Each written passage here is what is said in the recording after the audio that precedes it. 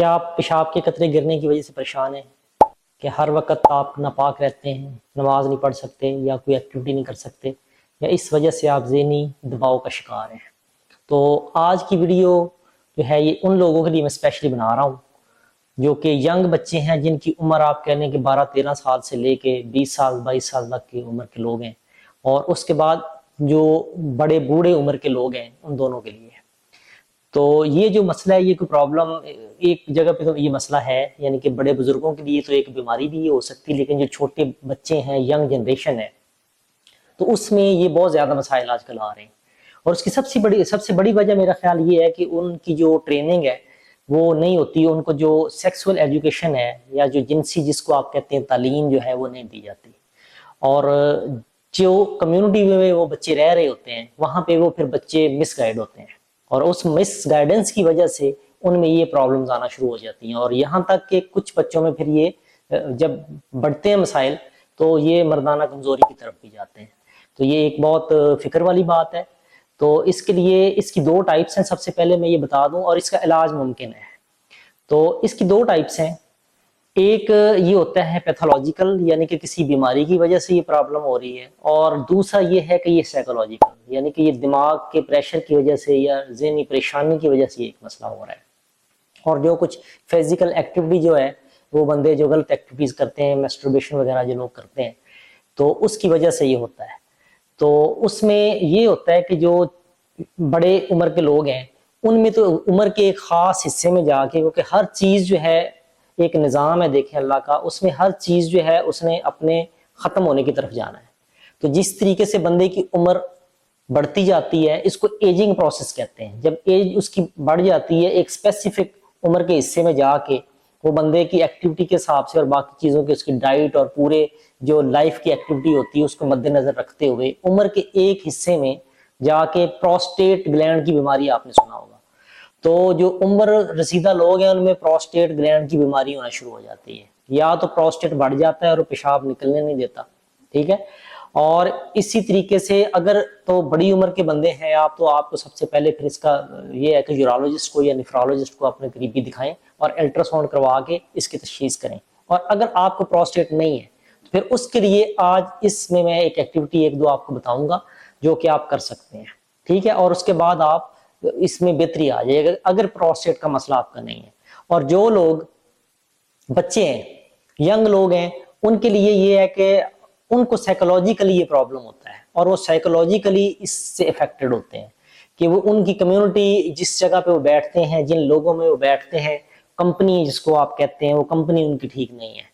तो ये जो चीजें हैं ये एजुकेट करने की जरूरत है लोगों को, बच्चों को स्पेशली, ताकि बच्चे उस तरफ ना जाएं,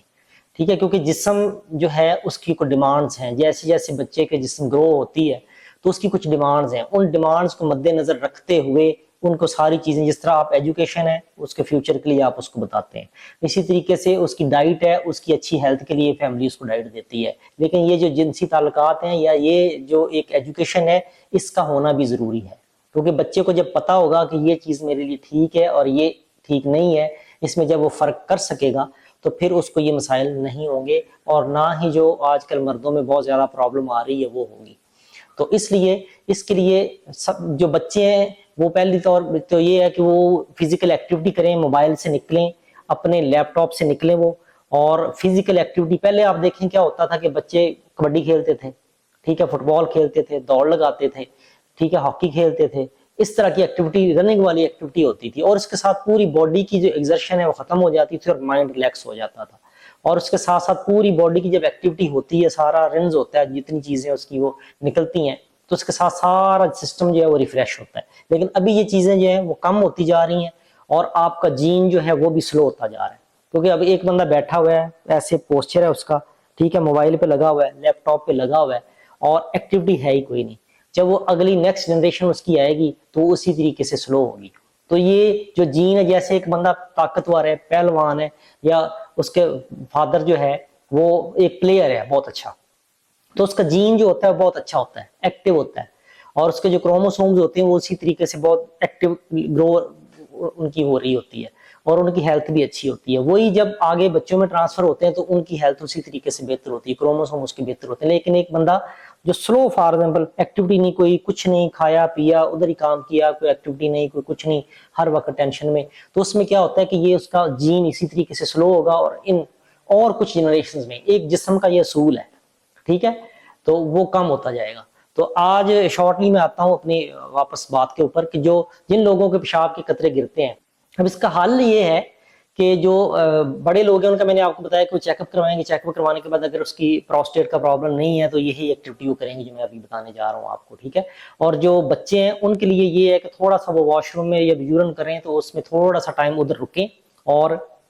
जो पेशाब की नाली है उसको अच्छे तरीके से वहां पे खाली कर लें और उसके बाद ये एक्टिविटी करें और कोई फिजिकल एक्टिविटी अपनी स्टार्ट करें, फुटबॉल खेलें, बैडमिंटन खेलें, घर से बाहर निकलें, रनिंग, लेकिन पॉजिटिव एक्टिविटी आपने करनी, पार्क में चले जाएं, ठीक है, रनिंग करें, जॉगिंग करें, तो ये आपके लिए हेल्दी एक्टिविटी होगी। और इसके साथ साथ क्या क्या एक्टिविटी आपने करनी है कि कोई भी पिलो लेना है, ठीक है, ये दोनों ये बैठे हुए देखें अगर इस पे ये दोनों आप थंब अपने जो है रख रहे हैं यहाँ पे दोनों हाथ ऐसे, ठीक है, इसको प्रेस करना है अंदर की तरफ, प्रेस करना है, प्रेस करना है, प्रेस करना है, प्रेस करना है और स्लो रिलीज करना है, ठीक है। या तकिया इसके अंदर रख सकते हैं, इसको रखें, दबाएं दबाएं दबाएं दबाएं, स्लो रिलीज कर दें। ये तकिया रख लिया दरमियान में, ठीक है, इसको दबाया दबाया दबाया दबाया दबाया, ठीक है,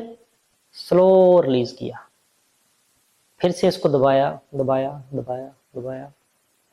स्लो रिलीज किया। टॉवल या कोई भी चीज ले लें, ठीक है, और उसको घुटनों के नीचे ऐसे आपने घुमा लेना है, ठीक है, ऊपर से इसको पकड़ लेना है, ठीक है, ऐसे, और टांगों को खोलने की कोशिश करें, जोर लगाना है, देखें ये है ना,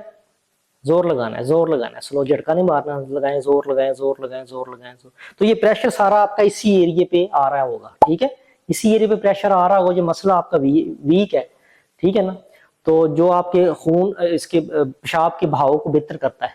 ठीक है ना, जो यानी कि पेशाब बंदा करके फारग हो जाए तो जो उसमें पेशाब रह जाता है उसको नाली को खाली करना होता है, तो उसके लिए जो एक्टिविटी हो रही होती है उस मसल को ये बेहतर करेगा आपका, ठीक है, और आपके कतरे गिरना बंद हो जाएंगे। इसी तरीके से फिर वन बाय वन आपने हाथ रखना है इधर से और इसको अंदर की तरफ और इसी तरीके से, ठीक है ना, इसको इस बाहर की तरफ यो, ठीक है, बाहर की तरफ और अंदर की तरफ, और इसकी इसी तरीके से ये 1 2 3, ठीक है ना, ये एक्टिविटी आप कर सकते हैं, सही है। और रनिंग करें, जॉगिंग करें, पुशअप्स करें, ठीक है, तो सिट स्टैंड करें, ये आपके लिए एक्टिविटी बेहतर है, ठीक है। तो इसके अलावा आप क्या कर सकते हैं, एक पोजीशन मेंटेन आप कर सकते हैं, ठीक है, कि जो की पोजीशन होगी ये देखें, इसको होल्ड करना, आप डाउन जाए डाउन जाए डाउन जाए, होल्ड करें, वापस इसको जितना बेहतर आप होल्ड कर सकेंगे उतना ही आपकी जो मसल है वो बेहतर हो जाएंगे, ठीक है। Thank you very much.